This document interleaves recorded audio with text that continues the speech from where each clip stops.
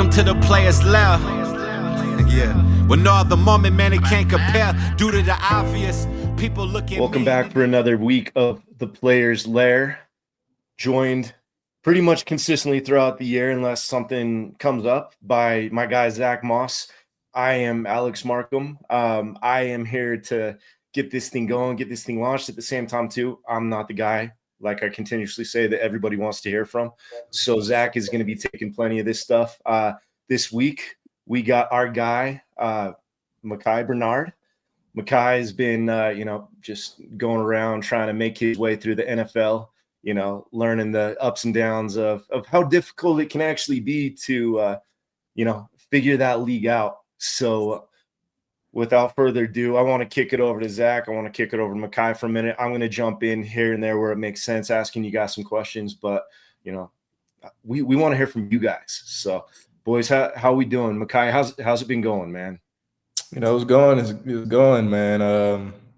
It's been a tough, couple of months just trying to figure everything out, but, can't complain, loving life right now. Hopefully the upside comes soon, but, just can't complain about it. Just got to keep my head down and keep going.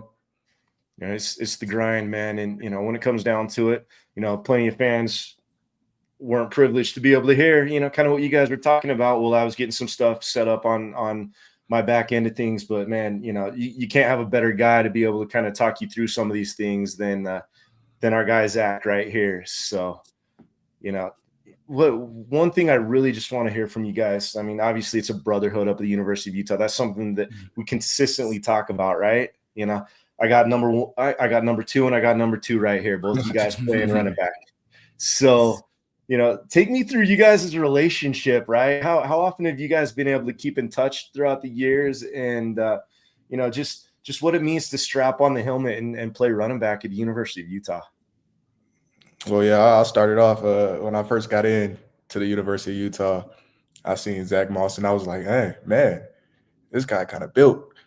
He's kind of low-key scary to approach, but Zack was kind of quiet when I first got in there. I didn't really hear him talk ever unless he really needed to. He was the guy, that guy, and it was just like starstruck just to be in the same room as him. Just watching him play and do his thing. And so, I learned a lot from Zack, and I kind of like, when I became that guy, I was kind of like Zack, like, chimed in where I needed to chime in. But it felt good to, put on that number 2 right after him. Coach asked me, he's like, "You got to go in there. Number 2 stays in the room. It doesn't leave the room." I'm like, all right. I was like, all right, let me go ask Coach Witt. I was like, "Coach Witt, Zack wore number 2, as a running back, and I want to keep it in the room. Can I get it?" He was like, "Of course you can get it." I was like, "Yeah, let's go." And then Zack hit me. He was like, "I wouldn't want anyone else to wear it." So, it was a privilege to put on that number right after him and just do the things I did right after this guy. So, yeah. Yeah. I remember when he came in, man, he was young, and I was definitely, I'm not a vocal guy at all, really, when it comes to, like the leadership role in that way. I'm more of a guy that goes and does it, and then guys kind of see how I do it, and, they can carve out different ways they want to do it that could hopefully lead to success. But, we had so many dudes in that room, man, it's like, when you talk about like keeping up with each other and stuff like that, it can be hard because life just goes. And, being just through the league, and then, Micah being in college and all the COVID stuff, I'm like, I couldn't even imagine, like, I'm thinking about that now. I'm like, can't wait to just like hear what that was for you. Because in the league, COVID being my rookie year I wouldn't say essentially shitty, because it took away a lot of different aspects of the game that you don't think about, like no fans, like just so much different things that we get adrenaline from that we didn't necessarily get in that year. So like, because you guys had a shortened year and all those different things. So like, just how many guys was in that room, man, that I played with. I think back to, obviously Micah, we had DAC, Devontae Henry Cole, like we had just TJ Green. We had a lot of dudes in that room that were, super talented. We had a deep room, and we were pretty well knitted, I thought. Guys worked hard and things like that. And, Micah definitely was one of those guys that just, paid attention to a lot of stuff. Coach Mack, one of the best coaches that I've ever had, man, just like was able to teach me so much. And, those guys being able to have him as well, him being as dedicated he was to that room. I'm not surprised that he was like, yeah, we got to keep number 2 in the room.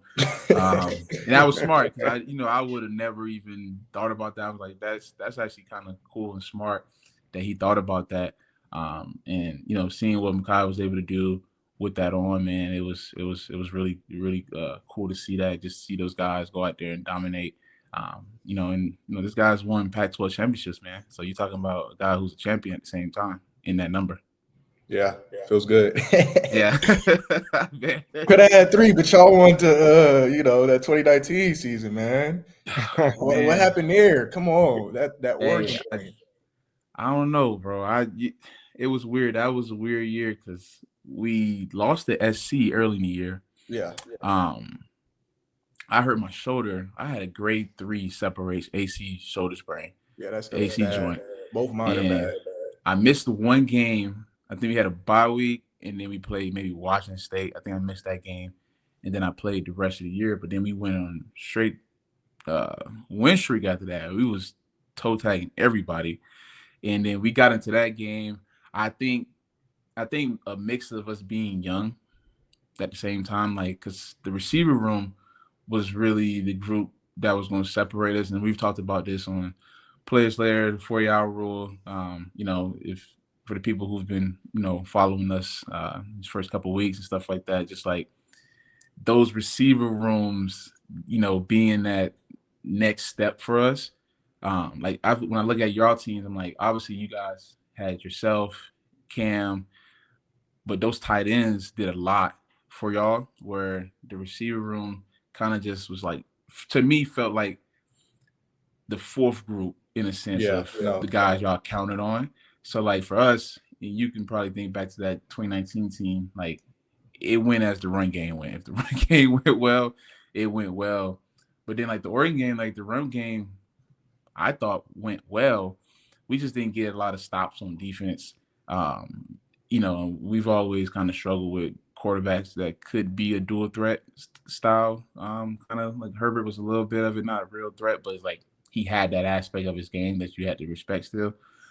But yeah, supposed to be 3, but I was happy to see y'all, win 2 in a row because a lot of you guys that was on those teams that ended up being the main guys on those championship teams. And like, you only can become champions is when you learn to lose and learn how to win. Like, you guys saw what we did, what we didn't do well, right? And then, keeping the coaching staff and then those guys putting y'all in the right position is what eventually, helped you guys, get over that hump. Yeah, most definitely. Yeah. So that was dope to see. But you got to tell me about that COVID year, man, because I couldn't imagine being in college dealing with that, because the rules we had was already felt crazy enough. And then now I'm thinking about a whole campus and how they have to kind of probably figure all that out. Yeah, you got to speak on that a little bit for sure. I mean, it wasn't bad when it came to like school because like I didn't have to go to class. I just had to make sure I was online. On Zoom. Zoom was pretty bad because it was just like, dang, I really got to be on camera all day. Yeah. But I mean, when they started not really doing classes, it was just online work. That's what made like COVID cool. But on the football side of that, the football aspect, it was horrible, man. And like every day we had to check in, we had to do swab tests, we had to. Like the locker room was crazy. We had one section of the locker room for like 5-6 different groups during like workouts and stuff. So like if one group was in, the other group couldn't be in the locker room at all. And then how we had the pods. Yeah. In that pod, you couldn't go to any other pod. You couldn't do anything. Showers, you couldn't shower in the facility anymore. Practice, you had to wear masks for lifts, for running. Then they put the little what's it called? The little clear face mask covering on. It was just all bad. And it's like, man, we're testing every day. We can't touch each other, but we can go sweat and bleed and do all this stuff on each other. Like, it makes no sense. It made no sense because it's like, bro, like we're playing real football. We're hitting each other. We're sweating. We're bleeding. We're touching each other still. So how's like wearing a mask going to do? Like how's it going to change everything? And that's what the whole thing was just bad. And then, you know, game days, leaving on Friday to travel. I think we was going to somewhere. I don't know where we was going. I think UCLA or something. I don't know. And we're literally about to get on a plane. We were about to get on the bus to the airport, get a phone call talking about, yeah, man, somebody tested positive over there. Game's canceled. Go home. Damn, like whole game. like we're literally about to get on the bus to go to the airport to fly out. And we get a text message on Teamworks talking about, yeah, man, the game's canceled. You guys can go home.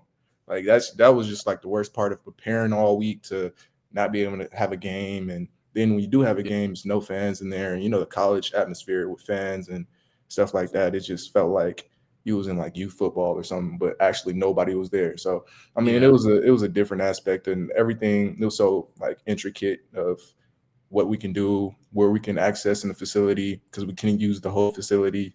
So it was just like, it was tough. But, you know, that's why I'm glad I had the extra 4 years after. You know, the red shirt 2019, and then COVID gave me another year. So then I had a real, you know, college career after that. But, you know, that 2020 season was horrendous. Yeah, I can only imagine, because I'm just like, bro, we got all the time in the world in the league being my rookie year. But then, like you said, like not getting the experience with the fans, like going out there, running outside, you know, it really did feel to me like just like spring practices. Like it just felt like it was super dead. You could hear everything out there. It's like I've never thought about how much conversation and communication is actually going on within the game, because you usually don't hear it. But then you can like hear every single thing, you know, and it just felt weird because obviously like now your family can't come to the games. Like, I don't even know what it was like for you guys, like outside of the facility and stuff like that, outside of the school part. But like we couldn't even hang out with people, right? Like our wives, girlfriends and stuff like that. Like they couldn't even leave the house. Like they couldn't hang out with anybody, because if they come back and they test positive, and then, you know, us just being around them, and that could spark something. Or if you did get it, like you were missing weeks, and guys were losing jobs because of COVID too. Like that's the other aspect of it. Like obviously, you know, COVID was a huge thing just like for the world, with people, you know, losing their lives and stuff like that. But like just in our small little bubble of, you know, sports world, like people were losing their jobs because they got COVID. Like say you're a guy like kind of on the bubble, or you're the third, fourth guy, whatever, and you get COVID and you miss 2 weeks. That's easy. That's easy cut right there. It's easy. It's like, oh, done. And then like you don't come back. Like I always tell people, like my rookie year was so damn crazy because I had at least, I called it the COVID corner, because like when I was in Buffalo, like where I was, where my locker was at the facility, it was like in this back area, right? Probably the best place because nobody could see you. Like they had to really walk back to come get you or whatever. So like they would send every dude that was new to the team, right, from people either getting cut or just COVID, things happening. Okay, this guy got to miss 2 weeks. Like it was only me and one of our punters back there. And it was like 4 spots in between that, 4 lockers in between that. Bro, I've seen so many people sit at those lockers. Like I had some of my own stuff, like cleats or whatever, in some of those lockers, because, you know, I'm like, all right, well, they're going to keep bringing people in here. I might as well just go ahead and say these 2 is essentially mine. Like, and then they can just kind of figure out the other 2 spots or whatever. So, but it was weird because it was like, bro, it's new people every week, felt like every time it's like, and I'm like, damn, this shit is real, because people are losing their jobs and stuff like that. So it was a weird time just like in the league, because I mean, you go to away games, no fans. I know. Like, you trying to figure out, bro, how am I supposed to find this extra juice that I'm gonna kind of need right now?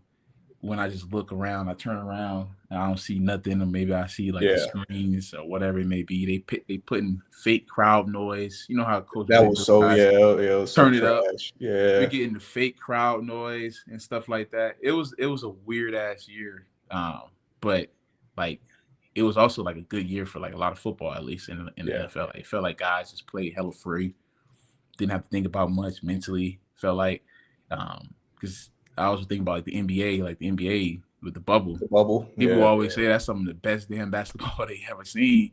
Yeah, And that like, championship don't count though. yeah. I'm a big Laker fan, but I mean not a big Laker. I used to be a Laker fan, RIP, Cool. Mr. Yeah. Bean, but that's my guy. But when LeBron came in there, nope. So that championship don't count. Lil Mickey.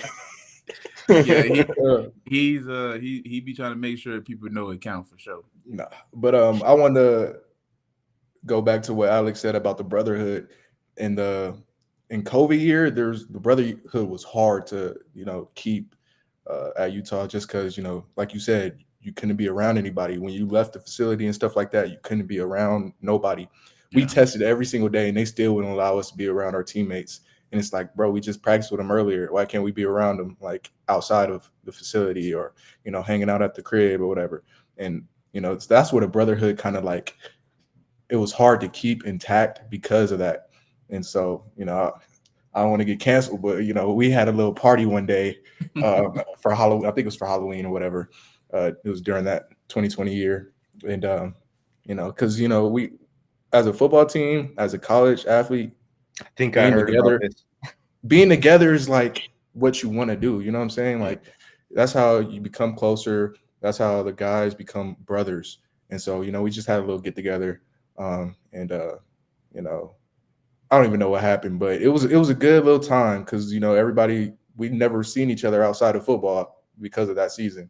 And so we just did it one time, and it was cool. And it was cool to have everybody back together for a second.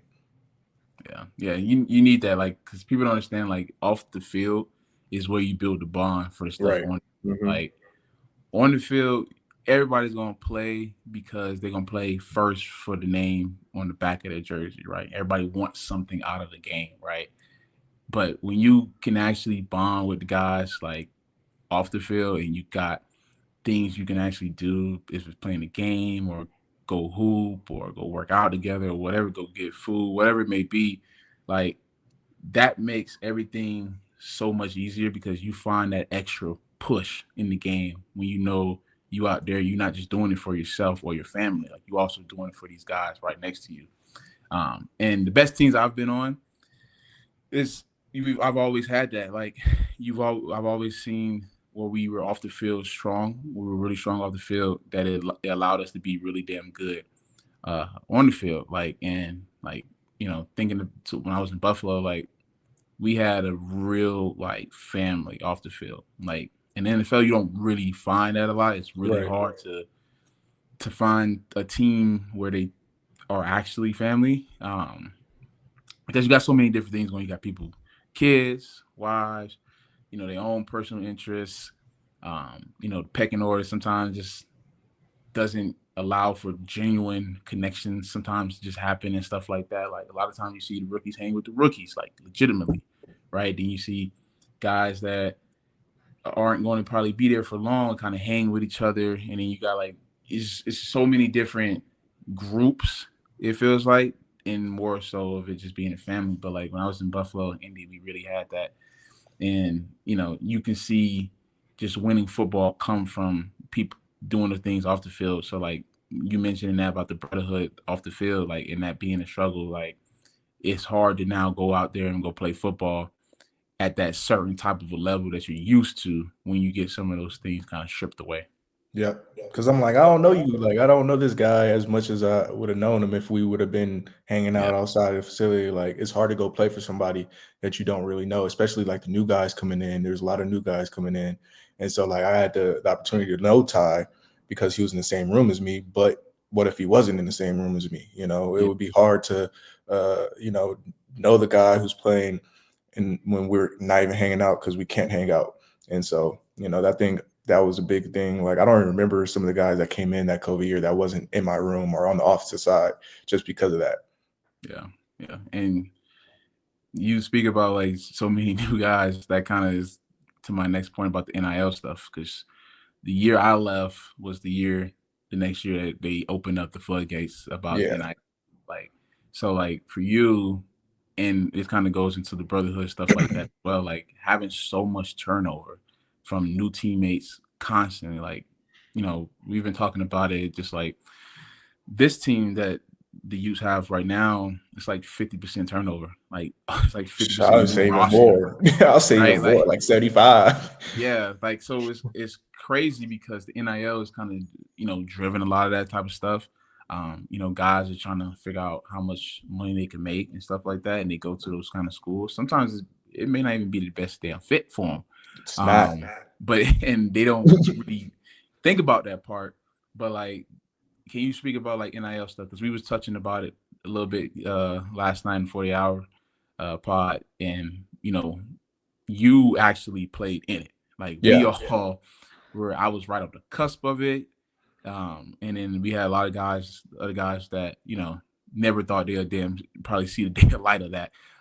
So can you speak on just like how the NIL kind of could have affected your guys' team? Obviously, you guys had success during it, right? But still, even with success, there's a lot of different things that go on that could be, you know, obviously not deemed successful or whatever. So can you speak about like just NIL, how, you know, the coaches to some degree kind of like initiated and like conversations or whatever, just like a little background look at what kind of that was those first couple of years of it being just so brand new to every damn body. So, I mean, the biggest thing was like, I think the 2021-22 season, it wasn't much NIL going on. You know, guys had a little here and there, but it wasn't as big as it was in, say, 2023. 2021, 2022, those championship years were pretty easy. You know, they had to select few guys, you know, making a little bit of money, not nothing crazy. It wasn't thousands, hundreds of thousands of dollars, but, you know, and they kind of had it to where almost everybody had something. So like with the CW, big shout out to them. They're you know, what is it? Yeah, the CW, right? I don't know. I'm tripping right now. But no, shout out to Colin Wright. He's a good guy. He made sure like almost everybody on the team had something to do with that. And so they, you know, when we got headphones and, you know, $1,000 and whatnot, that was cool because everybody had a chance to be a part of it. And now when we get to, you know, these later years where it's actually bigger thing where people transferring because of prices and stuff and, you know, whatever, that's when it became a problem. And I think the biggest thing about NIL is, at least from my point of perspective, is that they were paying guys to come in rather than paying guys that were there. You know, you had the select few that were getting paid that was already on the team, you know, because a big name, you know, my boy Cam Rising, shout out Cam, that's my guy, but he was getting paid because, you know, he's a QB and, you know, the things he's done. And then you got guys like me, I didn't really get nothing, you know, but then, you know, speaking in Utah, not anywhere else, but Utah paying the transfers to come in. And, you know, that's where it became kind of like hard to, you know, figure out because, I mean, obviously you're trying to get guys in with the transfer portal. You need guys to come to school. And so you have to pay them, but you're not paying the guys who have been there and stuff like that, who's done the deed and who's, you know, knows the culture and stuff like that. And, you know, so that's where the whole transfer thing and the NIL becomes, you know, kind of sketchy because, you know, it's hard to find a winning team and bring guys in without the money, but you need the money and you need to pay them to get in. But at the same time, like I said, I was barely seeing nothing.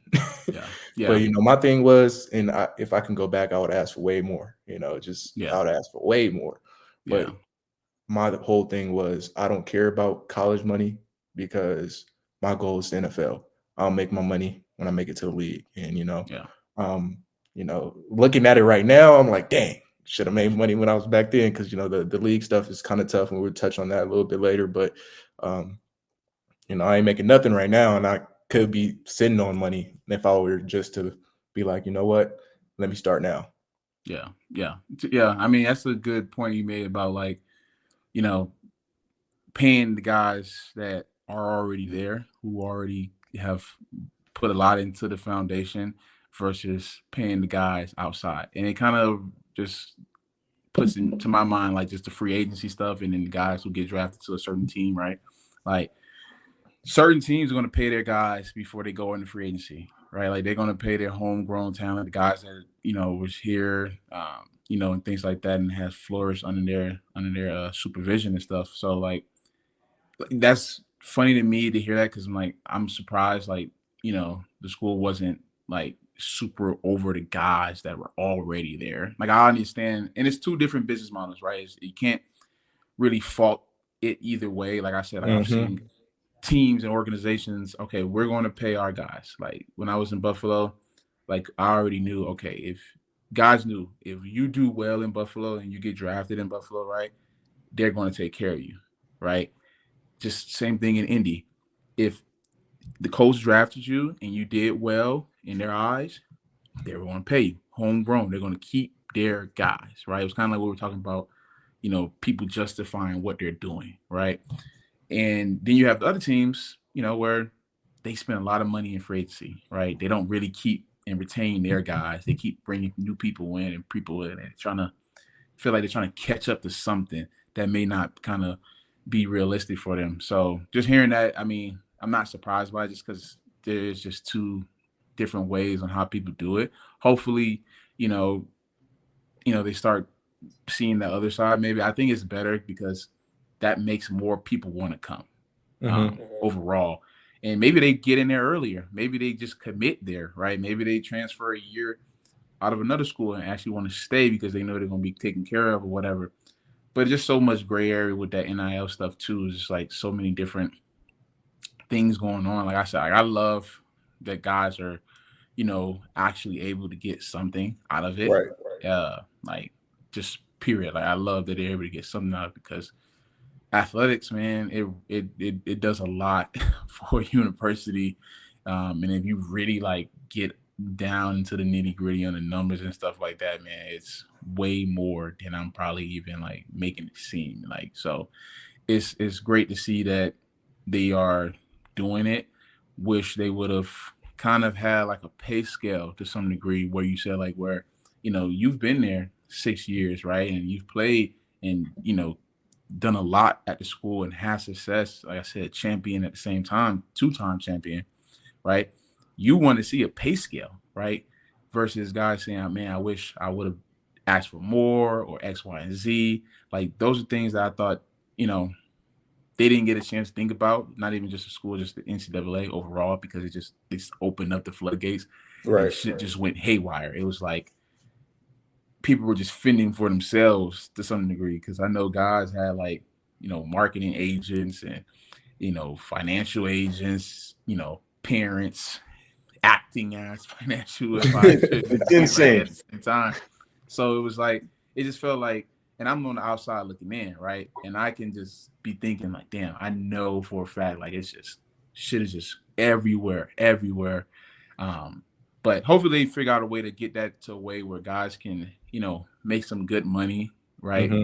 And that can, catapult them into another side of their life where, the league may be not something that you do for 10 years or 5 years or whatever it may be, right? That's a great head start because we were talking about it.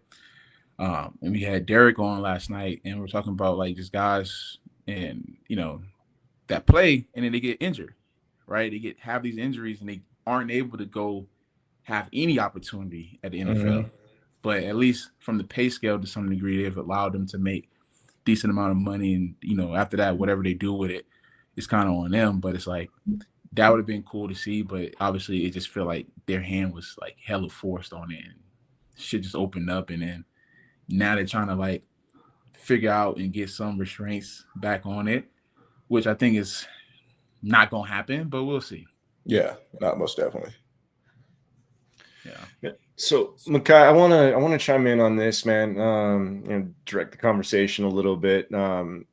We obviously appreciate your time, So, I play running back, right? You are an OG when it comes to the two-way, right?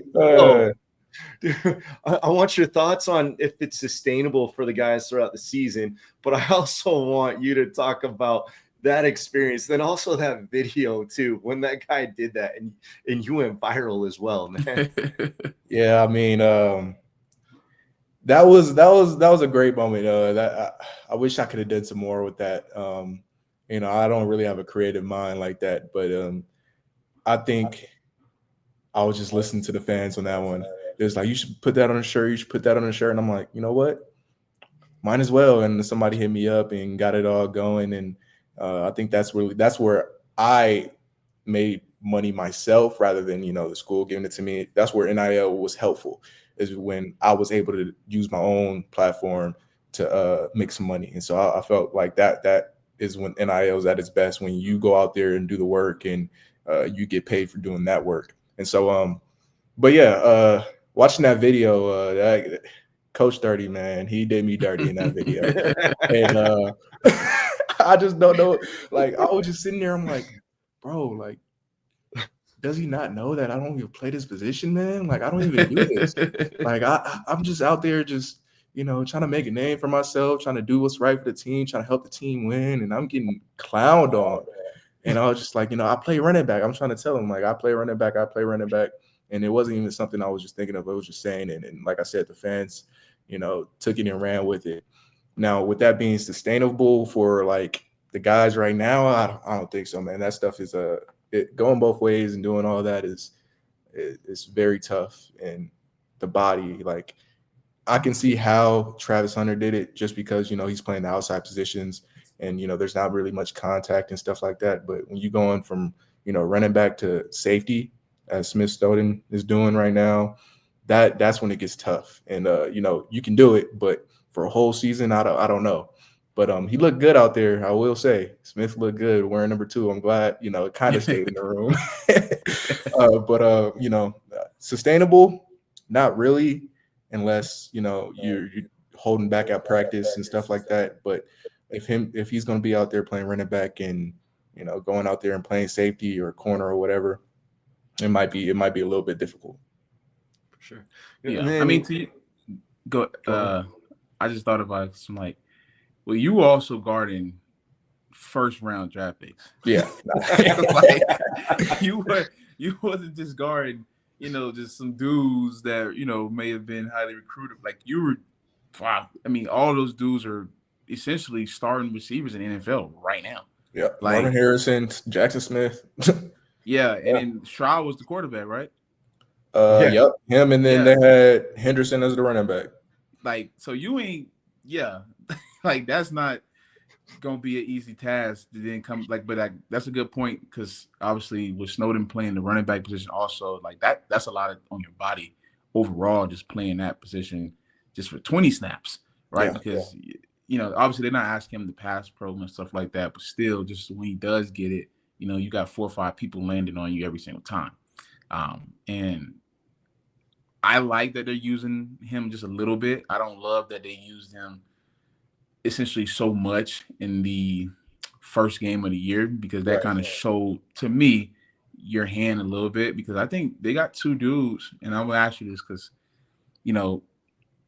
they got 2 dudes in that backfield that are pretty good. Like, and with that offensive line they have, that offensive line is moving people without, like, it looks too easy almost. Like, and I just wanted to ask, like, okay, you playing with Cam. Cam was considered a dual threat in my eyes. Like, I would have said Cam's a dual threat, right?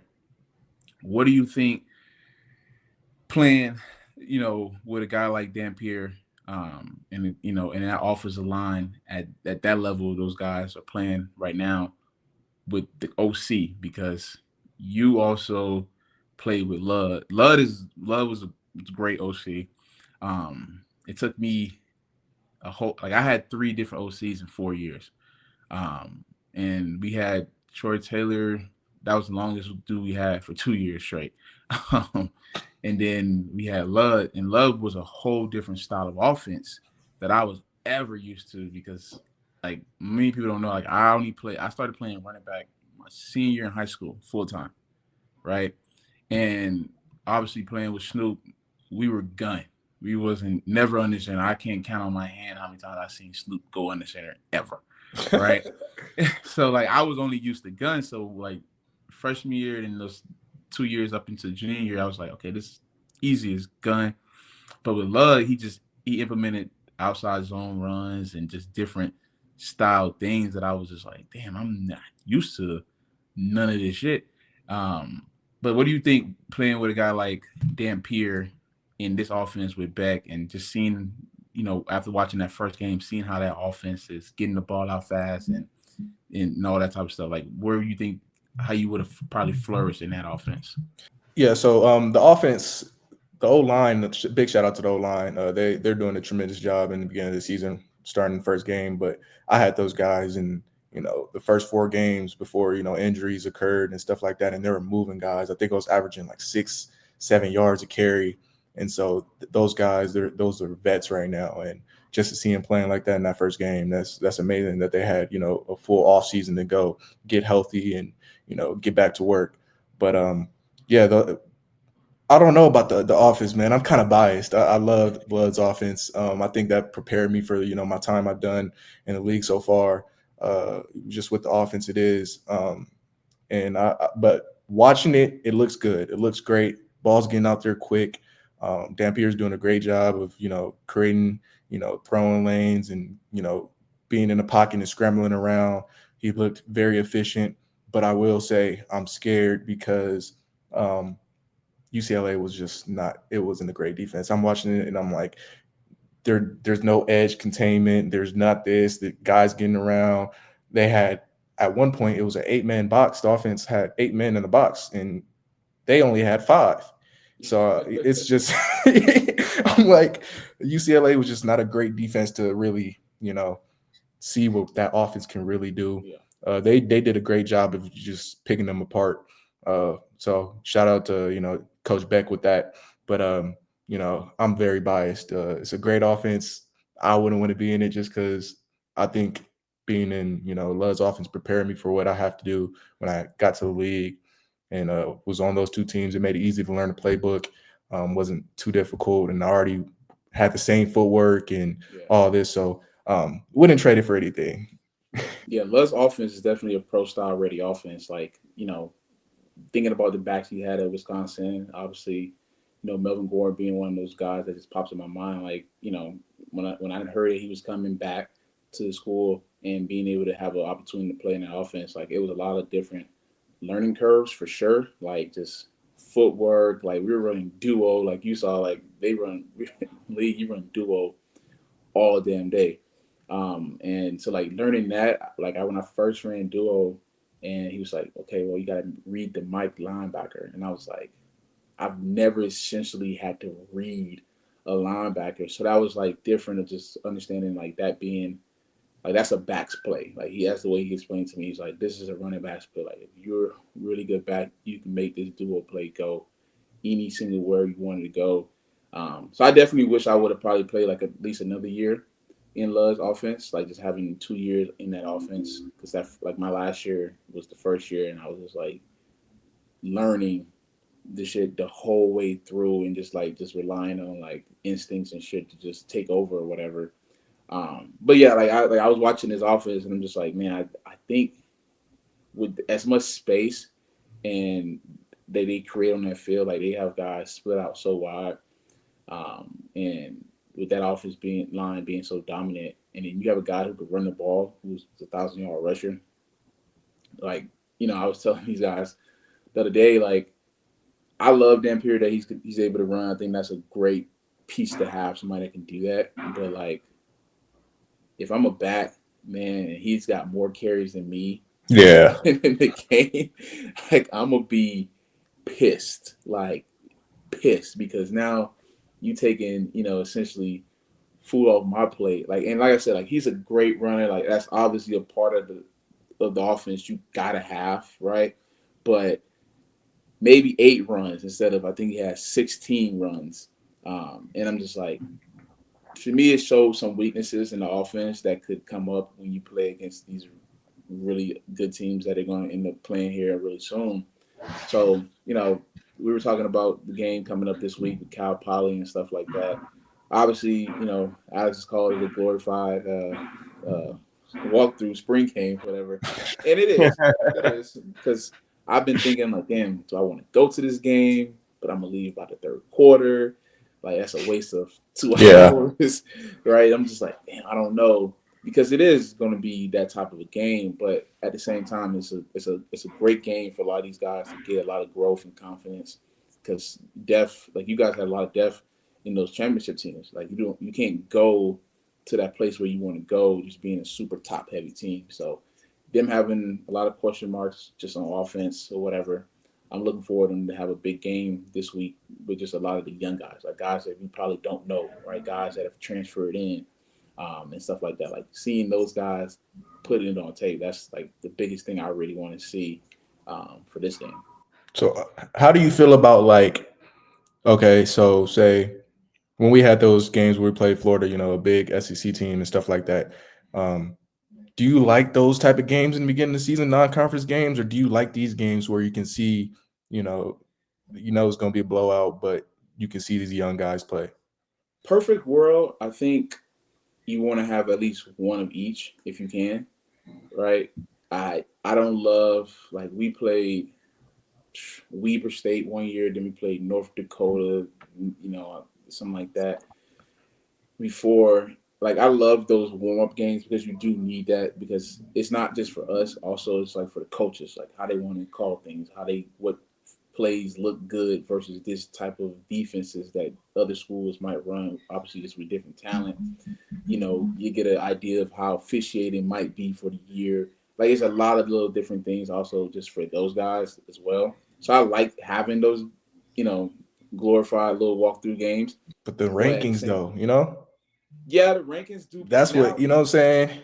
Now it's a big thing with that, like, because the college football playoffs is so they've expanded it, so it's like you do want to have those big games in there, and I think it helps players too when you can go put on tape that you played against an SEC school, right?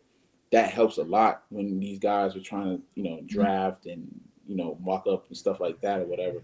So like I love when I seen you guys play down in Florida. I was like, damn, I wish we would have scheduled, any type of a game versus an SEC school, right? Could have been obviously the best of the best, or Wake Forest, Vanderbilt type schools or whatever the hell.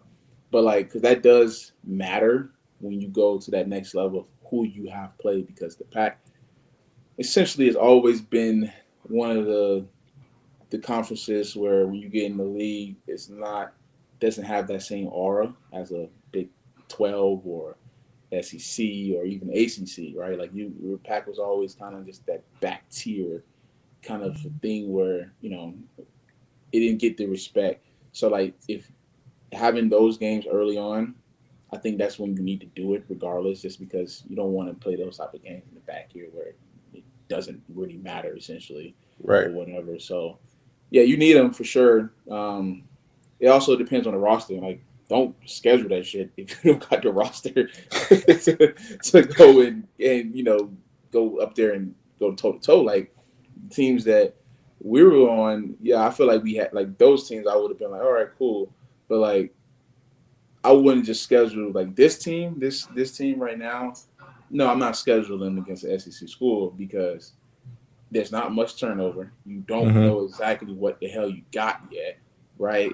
Versus, you guys coming back, Cam, you guys come back year after year for 2 years in a row, right? You got a quarterback that's played in your system for 2 years. You got a back who's played in your system for 2 years. You got people off the line, turnover. All right, cool. I'm more comfortable as an AD, head coach, whatever, saying, you know what, let's go play Florida and let's go play them down there. To me, that makes more sense when you feel like that roster is bolstered up enough to, take on something like that. And that was a great damn game. No, that was, yeah.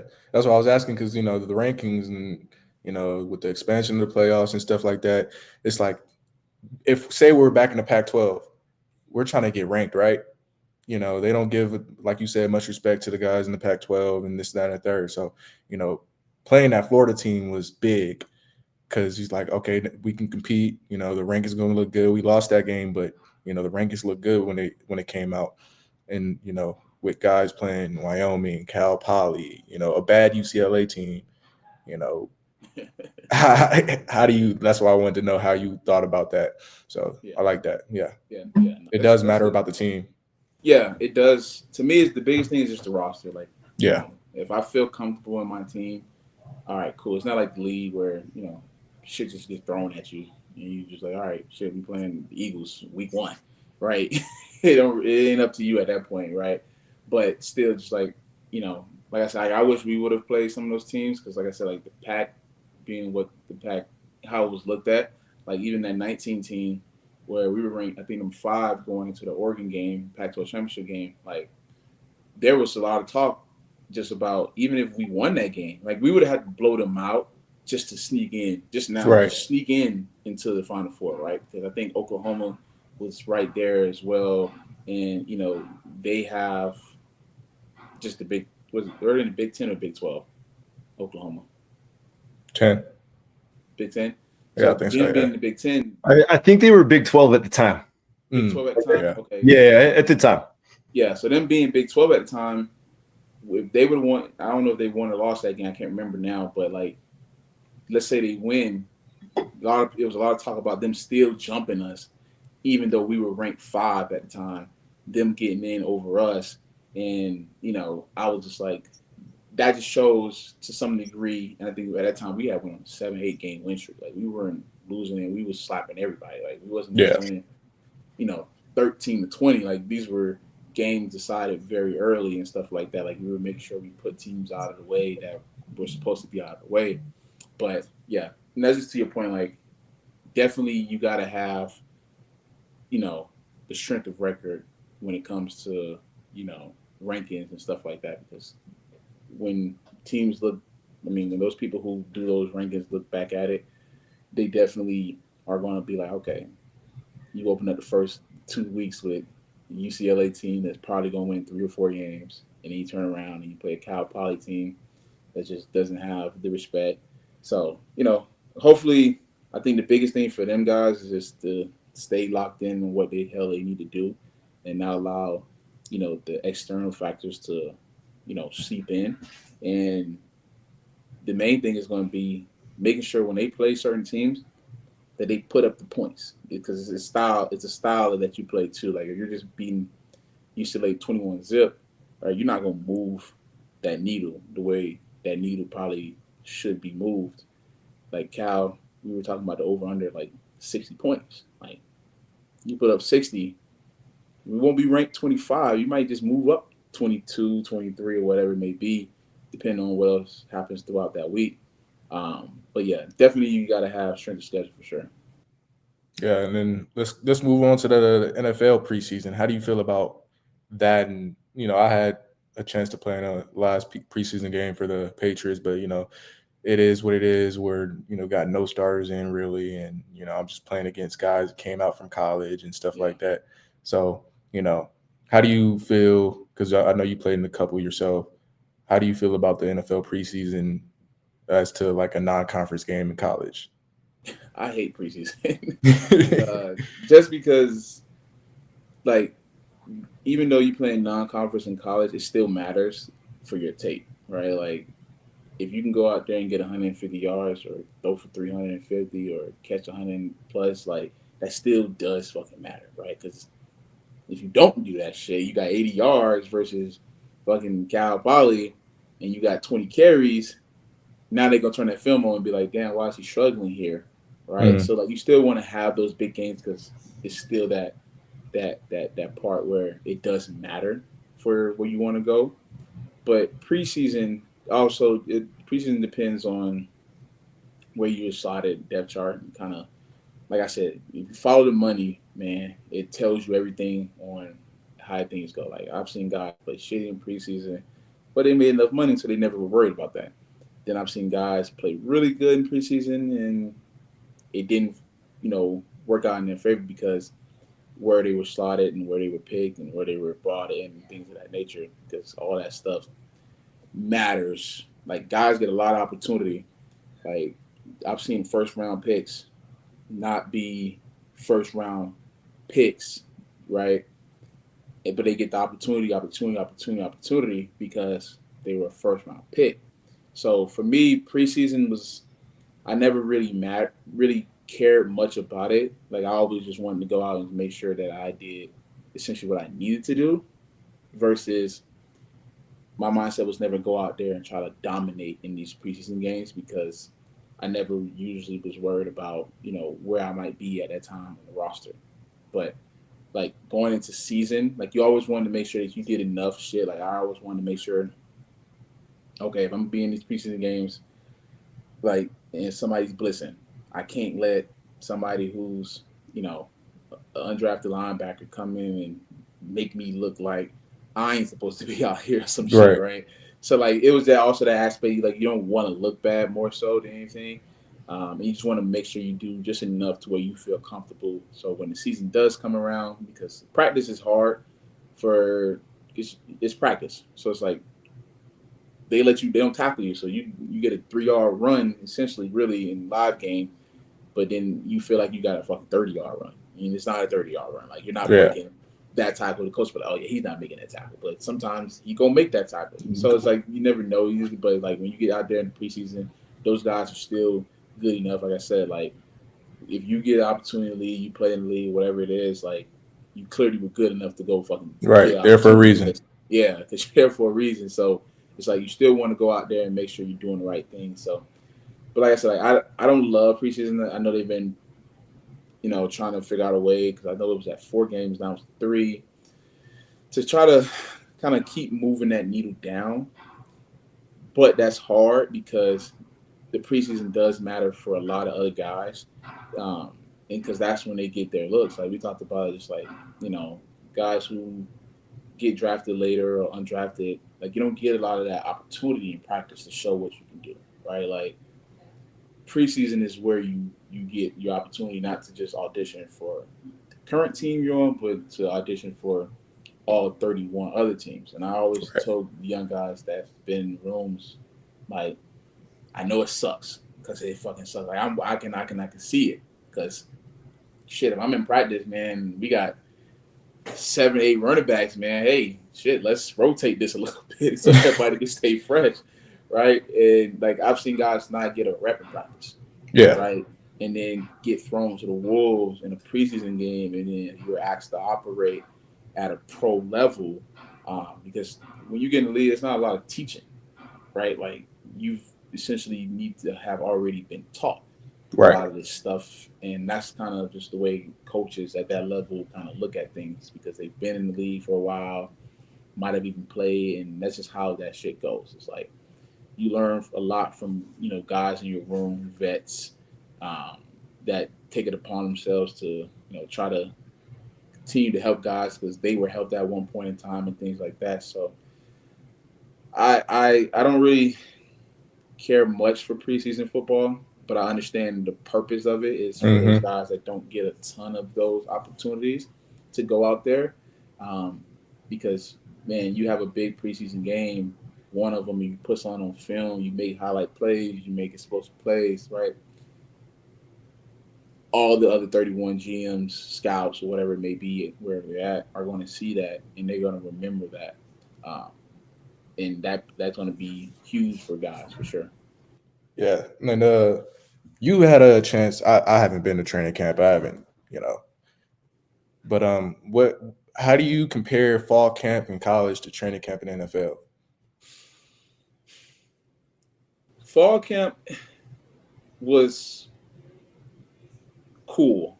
I'll say that. Like we had it hard. Obviously, Coach Witt and those guys got everything out of you because that's the first time you actually only do ball, right? School's not in at that moment in time. Like you're staying up at the hotel and all these different things. Like everything you do is ball. From the time you wake up to the time you get back to the hotel, which can be 7, 8 o'clock at night, right? Like it's 12 hours of straight ball, right? And at first, it tests how much you love ball. Like when I was my first fall camp here, I was like, man, I don't know if I like this shit that much. Not that much. Because it's just, you never have done it before. Like high school, you got shit like that. Then you go to practice for like 2-3 hours or whatever. and then beginning spring stuff, you still going to classes. So then when fall camp comes around, it slaps you in the face because now it's like, okay, it tests you to see, okay, how are you going to be with your routines? How are you going to be with your eating habits? How are you going to be with your time? Like, are you going to be one of those guys that just don't take care of their body or just want to be lazy as hell, right? Because you got a lot of time, also a little downtime sometimes to just do other things. Like, so it's like, how are you going to be with your time? Because in the league, training camp is 12 plus hours as well. Like, be there fucking 7 to 7, like legitimately every day for a little over 3 weeks.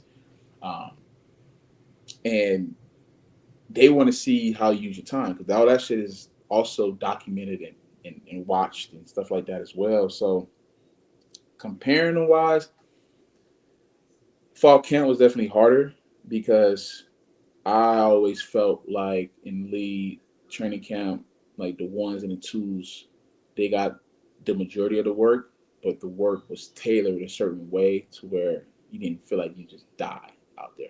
You know what I mean? Like fall camp always felt like it was war. Like it just felt like, remember you got 907. We're not doing 907 in training camp. Like we're not doing that. Like to be honest with you, bro, you're not even really running the ball that much.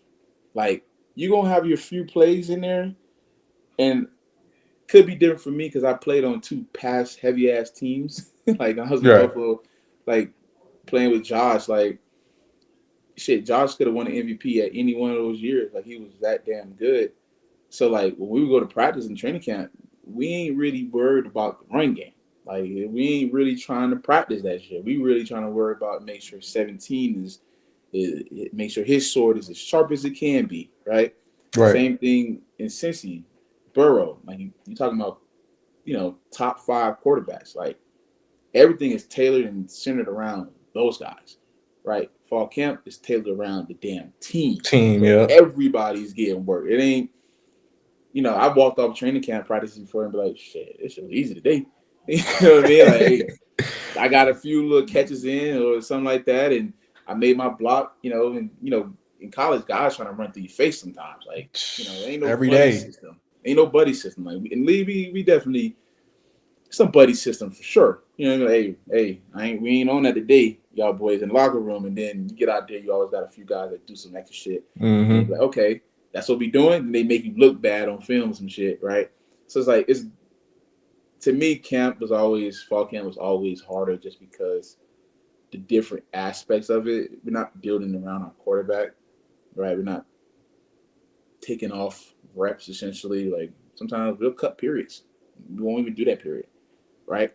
Special teams in college, everybody kind of is intertwined with special teams in some type of a way. In the league, if you don't play special teams, that's 15, 20 minutes of practice time that you don't do shit. You just either maybe get a little extra work if you want to, or you sit on the Gatorade coolers, get some Gatorade in. Like that's literally, you know, it's hard because of the time and what it takes away. Like you got your family, kids, stuff like that. Like all that for sure because you don't see them a lot. But fall camp in college definitely much harder for sure. How many periods? The most periods you done fall camp? Man, we had my freshman year. We used to practice on the damn baseball field. And that baseball field was hot as shit. Probably 24. And then we had the freshman stuff right after it. So that was about another 4. So close to maybe like a little 28, about 28, 29 sometimes, depending on what we were doing. But then it started tailing down. Like we didn't start having that many more periods and stuff like that. And then like in training camp, depending on the team you're at, you don't do gassers after 20 plus periods. In full gear, and then they throw you like, oh, take your helmet off. Oh, and then you the happiest kid in America. Oh, I got what? Just take it. What? Man. Like you said shoulder pads off, coach? Bro, I remember. You remember the bowl game? What was it? Alamo. Alamo Bowl. I'm thinking Cotton Bowl. Nah, bro, the Alamo Bowl. I remember that day. Bro, we running gases for a bowl game. I'm like, yo. I remember that day, bro. I'm already checked out. I'm like, yo, we ain't with the Pac-12. It's like, at this point, You know what I mean? Like, I'm checked out. I'm like, yo, we running gassers, bro. Like for the bowl game. Like, so it's just like I could count on my hand how many times I ran gassers in the league. Like, legitimately had to go run some gassers. Like, and if we did end up running for whatever reason, it was always just run down and you stay.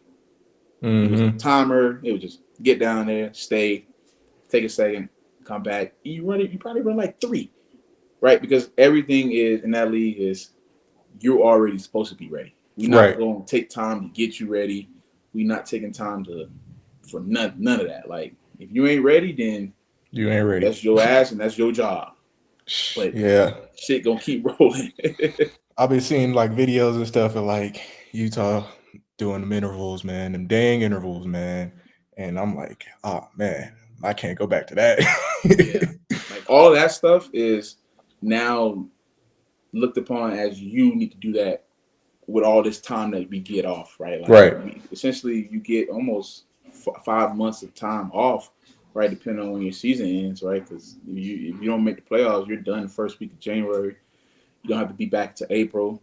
And then, you know, when you're younger, you work really damn hard between January and April, but then you learn you don't have to go that damn hard as you go through it. Because then the season doesn't really start until July. Like, when you really need to be 1,000% ready to rock is in July. So from January to July, all you're doing is tuning up your body with a lot of free time to get ready for the season. So like all that shit that we did, like those early morning workouts, making sure we had lifts, like you can take 3 weeks off in the league if you want, and nobody gonna ask you no questions. But all that shit is gonna be, if it worked out for you or if it didn't work out for you, it's gonna be seen once you get there in July. Because you got like a couple days where training camp, there's no pass for 3-4 days, and then after that, your ass pass the rest of the time. Yeah, that's what I was like shocked with when I was, with the Titans for a second. I seen like I'm over here hearing a couple guys' names. I'm like, I haven't seen them a single day here. Like, what's going on here? And then they show up, training camp or mini camp starts or whatever, and they're there, and I'm like, oh snap, like here you go, and they look good though. Like I'm like, oh, like dang, this guy, he like that, and I'm like, I see why he able to take these 3-4 weeks off, because he was in the lab still working. He here, and I see why, So I was shocked just to see that, how guys are able to do that, because at the end of the day, it's your job, and it's not mandatory for you. But me coming from Utah and college and stuff, like I'm thinking every day is mandatory for everybody, because that's just how we're wired in college. Like they take and roll, they calling you if you're not there at a certain time, and that's what I don't miss is getting phone calls like, are you in the facility? Where you at? We're supposed to be doing this. And it's just like, it's crazy, because like it's actually your job to be there anyway. So they ain't getting no phone calls, nobody calling you, nobody texting you. And so I kind of like that aspect of the league. And that's what the shock was to me when I was on the Titans for a second, is that type of stuff. Yeah. It's fun, but it definitely tests you in a lot of different ways, and that's why you see a lot of guys get weeded out real fast. Right. Don't have the success sometimes that success comes with a lot of different things in the league that not in your control. Like Coach Maggie's always said, control your controllables. That was like a thing that, when he used to say it, I was like, just listening, right? Kind of just, but when you get in the league, you really understand, like, okay, you really got to control what you control. Your attitude, your performances to some degree, your body, not having soft tissue injuries, making sure you show up for certain things. Like if you need extra meetings, if you need this, that, and the other, they're not going to ask you, yo, you want to stay for extra meetings? No, they're not asking that. They're trying to get out there as long as fast as they can at the same time. So, like, it's a lot of different stuff that just puts a lot of onus on you as a person and a player. And that's where you see, when you talk about, like, really, really good players who had a lot of success in the league, great players, right? Thinking of Mahomes, Brady's, and all these type of guys, right?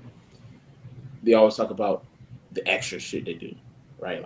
Like Josh has worked hard watching Hard Knocks, like to see him do the biomechanics stuff for his throwing motions, right? Like the extra shit. Like I can sit here and be like, okay, if I'm Josh Allen, man, I maybe think I don't need to continue to get better at throwing. But like seeing that, like that's what makes these guys so damn good, just consistently and over time. It's because they know how to use that time and be, make sure they use that time to make sure it's working for them. Right. So, yeah, it's a lot of different stuff.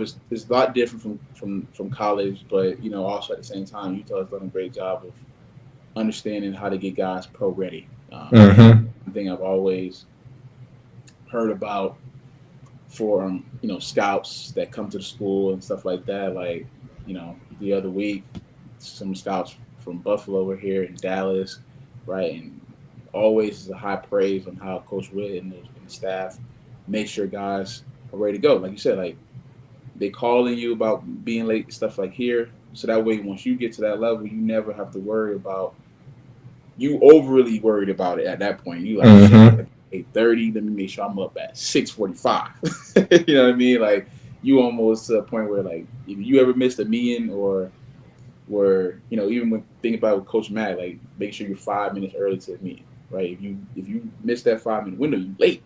Exactly. 9 a.m. You walk in 8:57, you think you're cool. Nah, we already started. I'm always 10 minutes early. I'm 10 minutes early to everything. And I get everybody asking me like, why are you so early to stuff? I'm like, it's just that's how I was taught. Like, I ain't never trying to be late to anything. I ain't trying to run. That's what I think about it. Like I'm either doing a punishment or something if I'm late. And it's my own life. I can do whatever I want now. But just the way I was taught, in college. Just for life. Exactly. Like, football teaches you so much shit that you can take into your everyday life, right? That way, because that's going to bring a lot of success. Like being early to meetings, like you're not even going to be thinking about, oh shit, I'm hella early. Well, I've seen guys they walk in at 8:59, right? And not saying that they won't have success or anything like that, but doing it a certain way and being taught a certain way is great because at that point, like you don't worry about a lot of different stuff. So like I said, like that's just a testament to the program and how the coaches there have instilled that into guys, and that's a lot. That means a lot to these scouts and these different organizations because that's the guys you want. You don't want guys that you got to worry about, like what I mean, off the field, in the classrooms or whatever it may be. Like you just want guys that show up, love ball, are going to go out there and put on the line for their brothers and stuff like that. And that's why Utah has had the success they've had over so many decades, just being consistent, right? It didn't always end up being championships and shit like that, but just consistently putting out good people, right? Good young adults that you get there 17, 18 years old, wide-eyed and shit, and you leave, you get a whole new perspective of just on overall life and how to some degree, move within life. And, that starts definitely between those doors that, some guys, they flourish with it, and some guys, they kind of hate that shit and it doesn't work out for them or whatever, but then they look back years on in life and be like, shit, I learned a lot of shit that I probably should have, implemented early on in my life and stuff like that. But that's just a, testament to the program for sure. Yeah, no, for sure. Yeah. But, man, I appreciate your time. I don't want to hold you too much longer. I think obviously you might be hopping on here a little bit with us sometimes, and you're doing a lot of cool stuff with this, man, like just recapping games and talking about a lot of ball, just, obviously just staying around ball as much as we can. That's right. Great. We got a lot of former Utes that's doing this thing too, so it's a lot of really good dudes on here talking ball, high knowledgeable ball, and stuff like that. So appreciate you, bro, coming on, hopping on with us. It's hard to get on here sometimes and chop up a lot of stuff, and we've been hitting this for a little minute now. But like I said, appreciate you hopping on with us. We'll definitely be seeing you a lot more here, hopefully, with us in the Players Lair. Make sure you guys like and subscribe. Make sure you share with your friends, man. We're going to be doing a lot of really cool things. Like I say, you don't want to miss out. Just have Micah Bernard with us, and we appreciate it, my brother. Appreciate y'all, man. Let's do it. Yes, sir.